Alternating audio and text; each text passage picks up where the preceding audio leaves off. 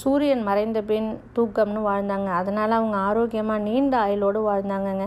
சகஜீவிகள், மிருகங்கள், பறவைகள், மரங்கள், செடி கொடிகள் இதைத்தான் இப்போ வரைக்குமே ஃபாலோ பண்ணிட்டு இருக்கு. ஆனால் ஆஃப்டர் எலக்ட்ரிசிட்டி மனிதன் மாறிட்டாங்க. மனிதன் சாப்பிட்ற நேரம், தூங்குகிற நேரம், எந்திரிக்கிற நேரம் எல்லாமே மாறிடுச்சுங்க. இயற்கைக்கு எதிராகவே நம்ம வேலை பண்ணுறோம். அதனால தான் இந்த பயாலஜிக்கல் கிளாக்கே குழம்பி போயிடுச்சுங்க. முன்னாடி ஒரு நாளை 3ஆக பிரித்து அதிகாலை 4 மணி முதல் 12 மணி வரை கழிவுகளை வெளியேற்றும் நேரமாகவும், மதியம் 12 மணி முதல் 8 மணி வரை உணவு சாப்பிடும் நேரம், இரவு 8 மணி முதல் அதிகாலை 4 மணி வரை செரிமான உணவை கிரகிக்கும் நேரம்னு பயாலஜிக்கல் கிளாக் கரெக்டாக ஓடிட்டு இருந்துச்சுங்க. நம்ம லிவிங் ஸ்டைல், வாழ்க்கை முறை மாறினதுனால உடலில் ஏகப்பட்ட வியாதிகள்ங்க.